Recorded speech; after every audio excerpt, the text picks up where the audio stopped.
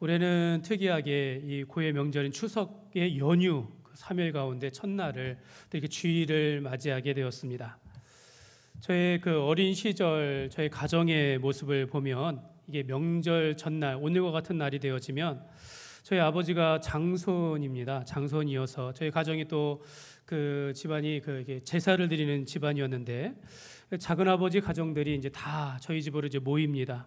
그래서 남자는 둘러 앉아서 밤을 깎아요. 밤을 막 깎고 또 청소를 하고 또 저희 아버지는 옛날에 그걸 지방이라 그러던데요. 막 이렇게 씁니다. 그걸 아주 정성스럽게 준비하는 모습을 보고 또 여자들은 이제 음식을 전을 부치거나 음식을 하고 또 이렇게 추석에는 이제 송편을 빚는 거 이제 그런 기억이 납니다. 그리고 나서 이제 다음 날 아침에 추석이 되어지면 아침 8시가 딱 되어지면 이제 모든 사람들이 모여서 이제 차례를 지내고 또 끝나면 이제 할아버지들 산소를 이제 다 하나씩 거쳐가서 산소를 가서 제를 드리고 그리고 그 고개를 딱 넘어가면 작은 할머니 댁에 도착해가지고 한 번 더 제사를 지냈던 그런 기억이 납니다.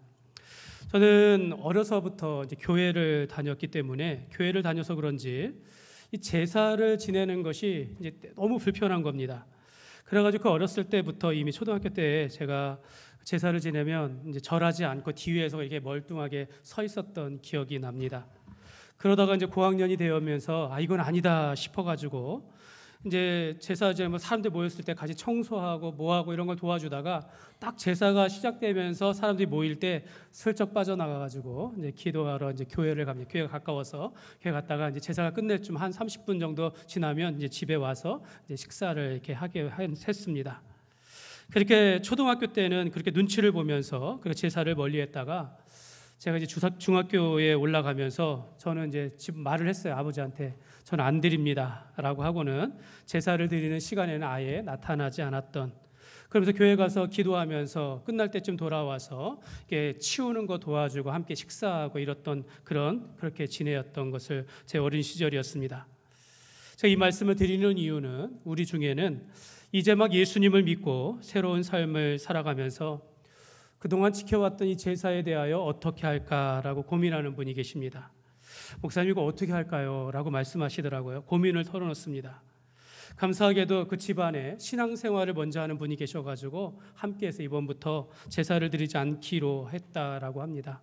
그러면서 예배를 드리려고 한다라고 하는데 여러분 얼마나 감사한 일입니까? 제가 그래서 우리 교회 예배지가 있는데 할 수 있으면 같이 가셔서 그대로 하면서 예배를 드리셨으면 좋겠다라고. 그리고 끝나면 가족들끼리 이렇게 함께 모여서 즐겁게 식사하고 행복한 시간들을 보냈으면 좋겠다라고 그렇게 말씀을 드렸습니다. 여러분 이번 연휴가 참 깁니다. 사람들은 길어서 그런지 이제 일찍 이제 부모님을 뵈러 오는 경우가 참 많이 있습니다. 이럴 때 오히려 우리가 과감하게 제가 먼저 예배드리고 출발하겠습니다라고 하면 어떨까라는 생각도 해보고 부모님들도 자녀들에게 먼저 내려오지 말고 예배드리고 내려와라라고 말하면 어떨까 이런 생각을 해봅니다. 요즘에는 이제 서울이나 큰 교회들은요 이렇게 얘기를 해요. 내 교회가 아니어도 좋으니까 부모님한테 가서 부모님 교회에 가서 함께 예배드리라라고 그렇게 권면을 하는 그런 교회들이 참 많이 있습니다. 여러분 이것이 바로 하나님을 경외하는 이들의 모습인 것입니다. 세상에 절기와 명절과 많은 이런 연휴들이 있지만 그런 일들이 있어도 주일이 되어지면 하나님을 예배하는 것, 하나님께서 우리의 삶의 주인 되심을 나타내는 것은 바로 이렇게 고백하며 살아가는 것이 바로 하나님을 경외하는 삶인 것입니다. 오늘 1절 말씀을 보시면요, 1절 말씀 같이 읽겠습니다. 여호와를 경외하며 그의 길을 걷는 자마다 복이 있도다. 아멘. 여호와를 경외하며 그의 길을 걷는 자마다 복이 있도다라고 말씀합니다. 여러분 이 말씀을 이제 원문 그대로 이제 해석을 해보면 이렇게 됩니다. 복되도다. 여호와를 경외하며 그의 길을 걷는 자여 이런 뜻입니다. 복되도다. 행복한 자로다라고 말합니다. 하나님을 경외하며 살아가는 이들은 얼마나 행복한가라는 그런 감탄의 의미를 가지고 있습니다. 여러분 여기서 이 복되도다라는 히브리어를 아쉬레라고 합니다. 에쉐르라고도 하는데요. 여러분 성경에 보면 복이라는 단어가 두 가지가 있습니다. 하나는 바라크가 있고요. 하나는 아쉬레가 있습니다. 물론 둘 다 복의 근원은 하나님이심을, 하나님께서 우리에게 주시는 복, 그것을 바로 바라크 또는 에쉬레라고 얘기하는데요.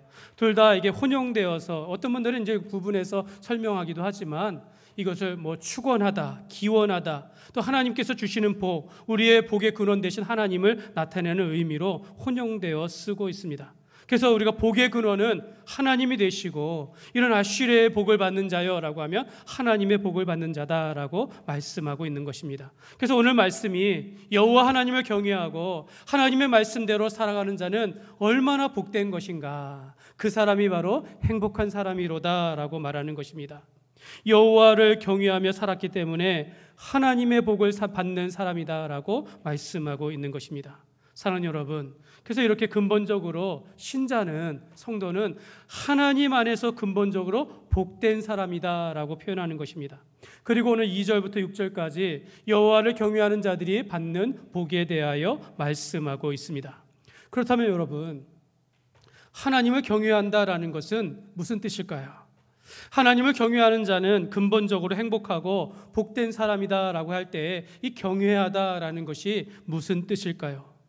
여러분, 이런 겁니다. 우리가 예수님을 믿고 거듭난 하나님의 자녀들, 우리가 예수님을 믿고 살아가는 그 사람은요, 이미 생명을 얻었고 하나님의 자녀가 되었으니 근본적으로 복되도다라는 것을 말씀하고 있는 것입니다.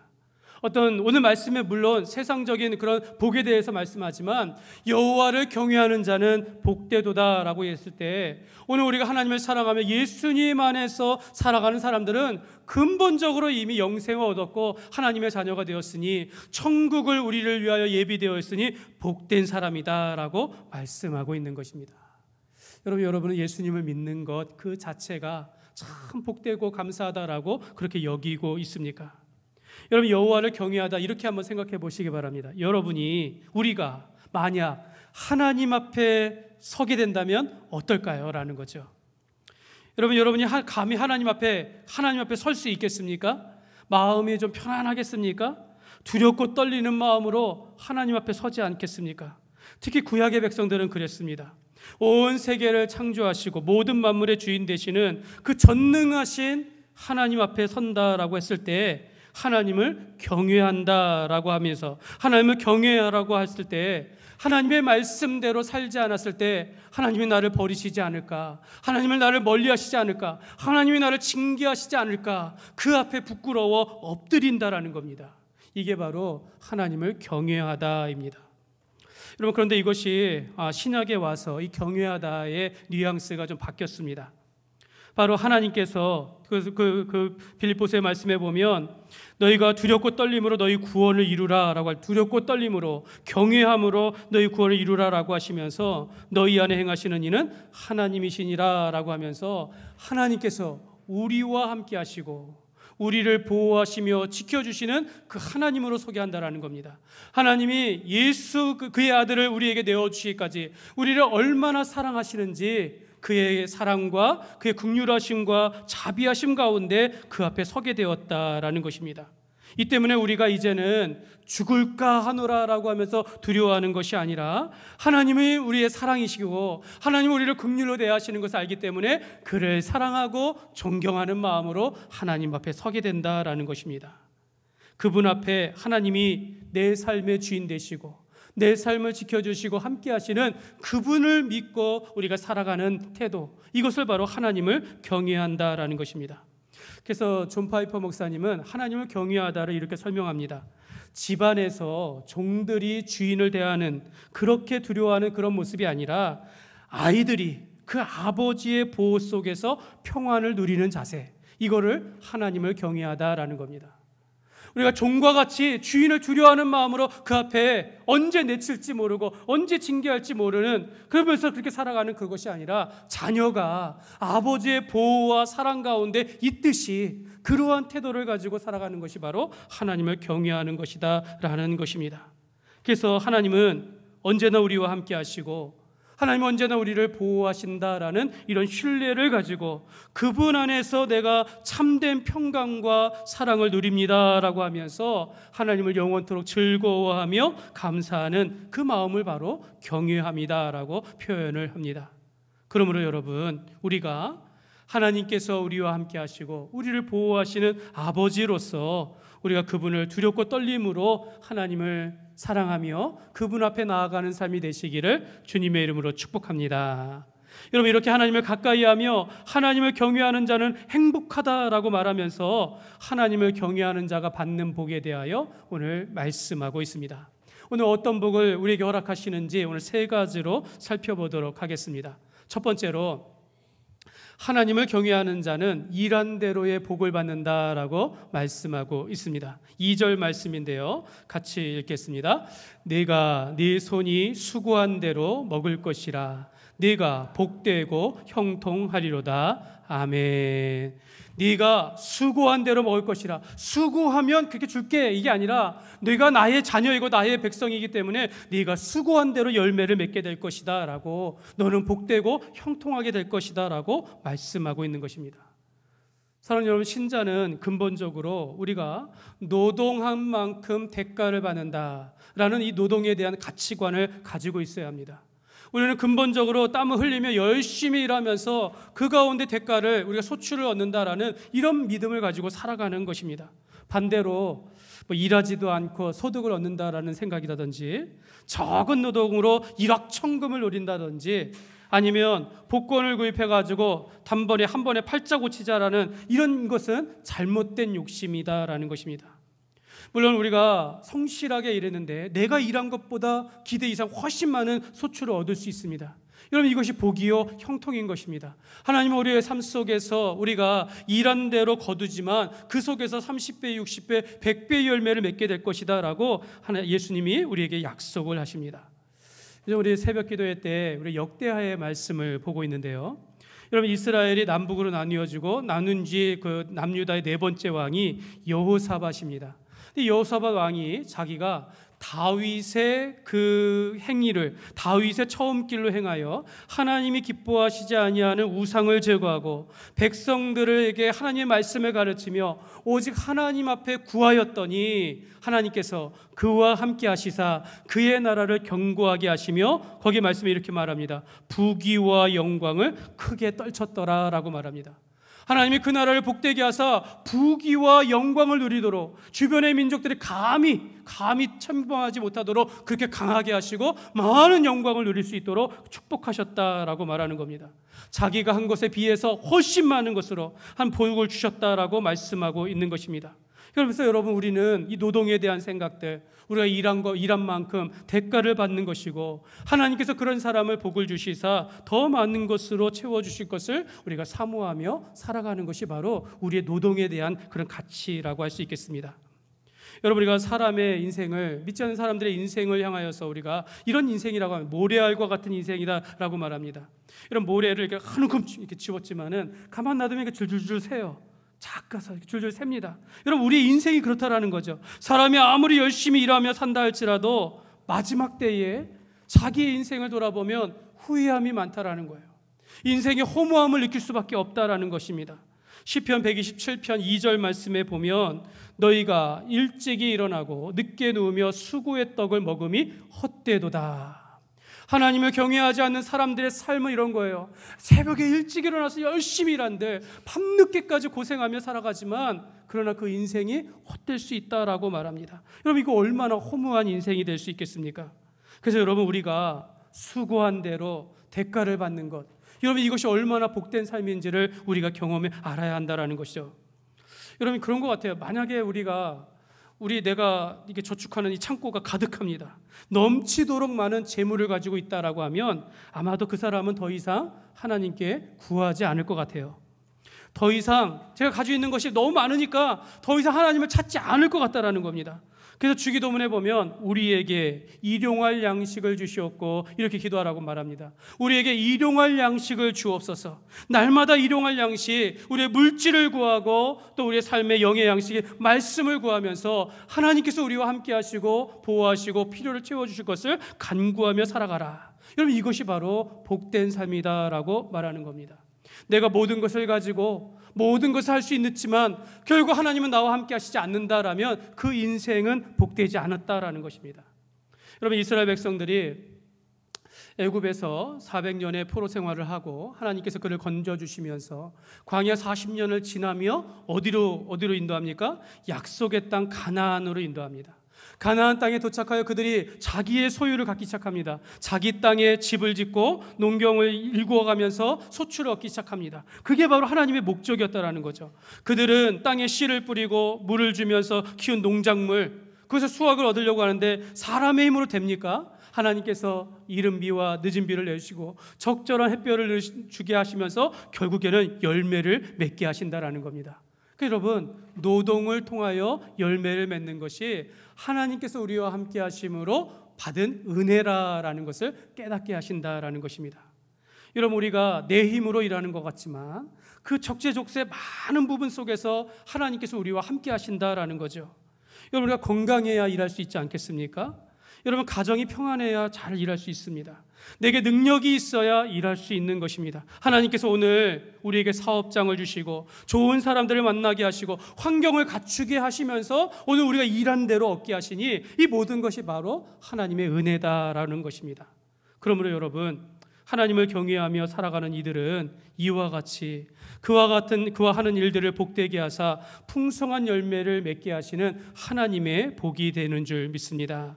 그리스도인들에게는요, 어떤 어려움과 고난 가운데서도 하나님께서 우리 인생을 책임져 주시는 거죠. 우리와 함께 하시면서 선한 길로 인도하시고 우리에게 일할 수 있는 힘을 더해 주시며 일한 대로 풍성한 열매를 맺게 하신다라는 것입니다. 그러므로 여러분, 우리가 이 땅에서 하나님이 기뻐하시는 하나님을 경외하는 삶을 살아가는 가운데 우리의 수고가 하나도 땅에 떨어지지 아니하고 열매를 맺게 하시는 하나님의 은총과 복이 가득하시기를 주님의 이름으로 축복합니다.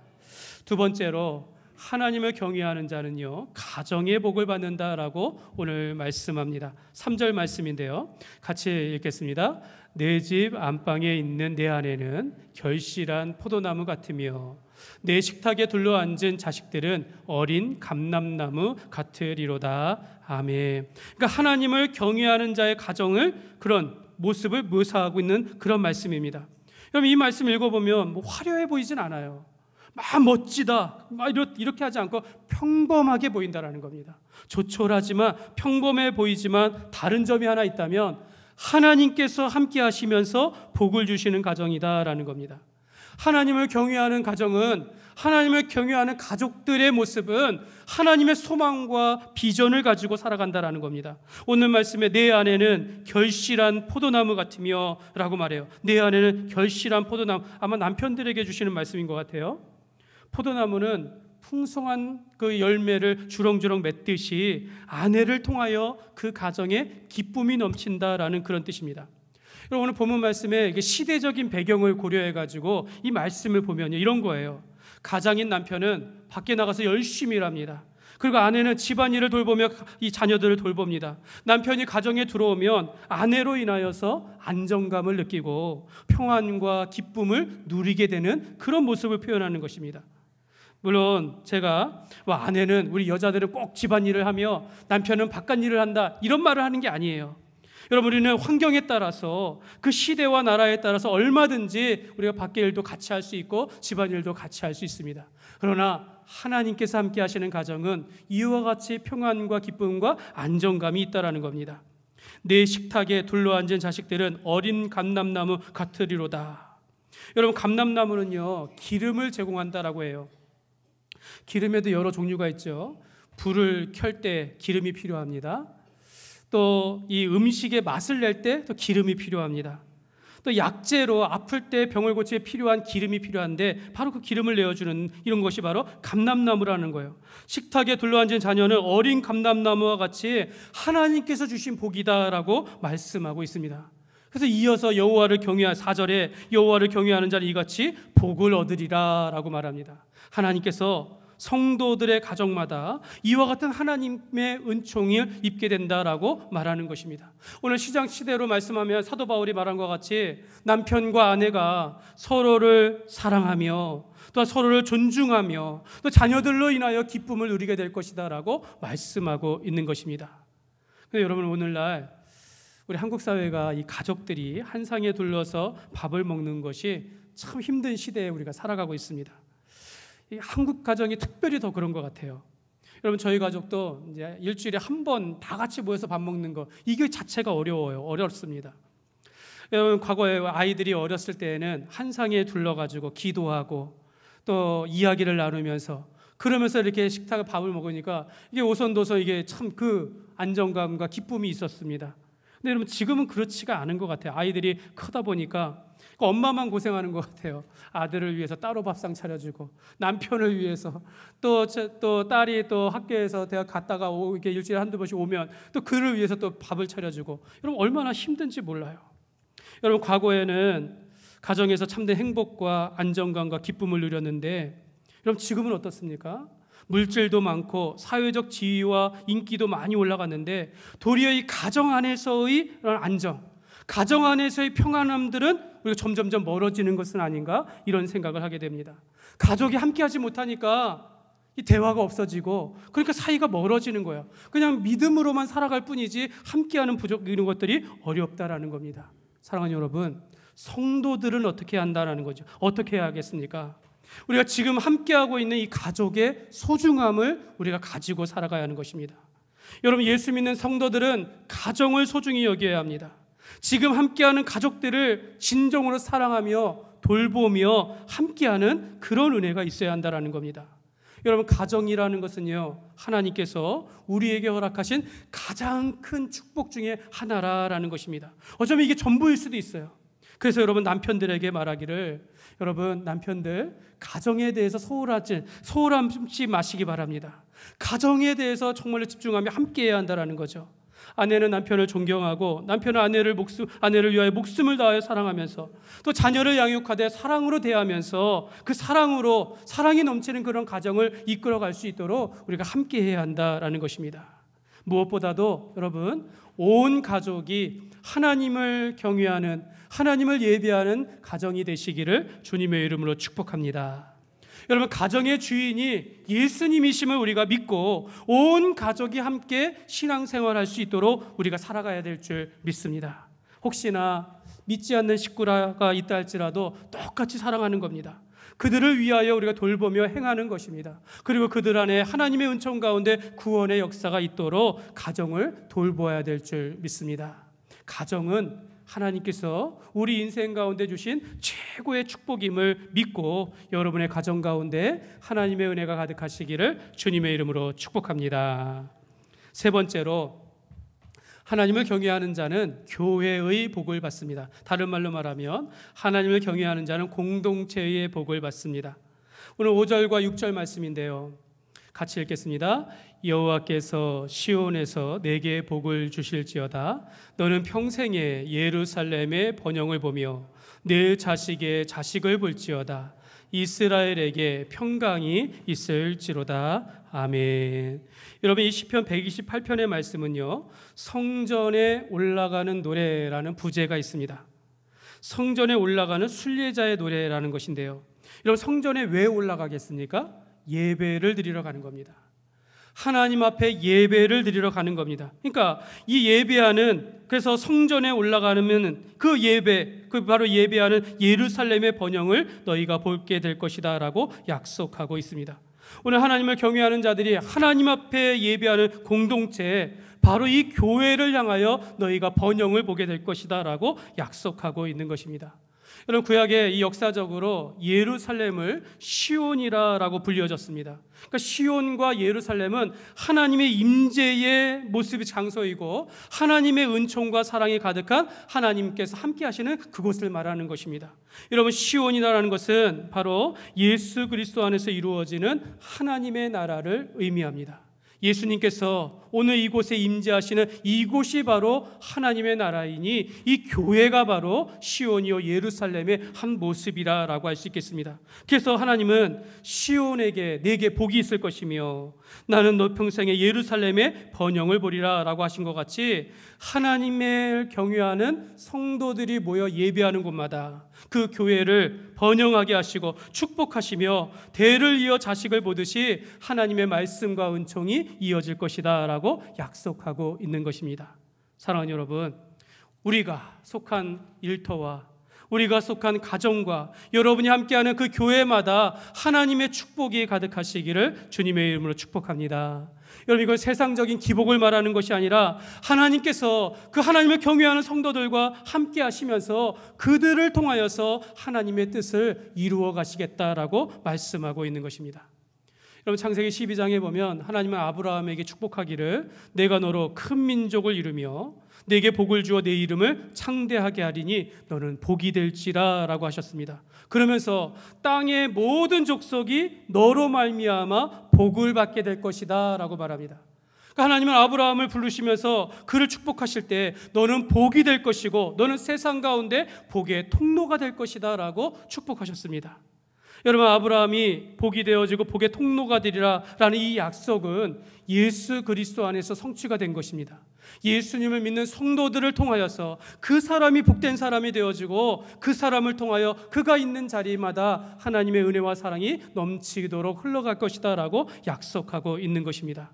하나님은 오늘 예수 믿는 성도들을 영생하게 하시고 천국의 복을 주실 뿐만 아니라 우리 교회된 성도들을 통하여서 하나님의 복이 바로 예수 그리스도의 사랑과 그 복음이 세상 가운데 흘러가도록 하셨다라는 것입니다. 여러분, 시편 16편 3절 말씀에 보면 같이 읽겠습니다.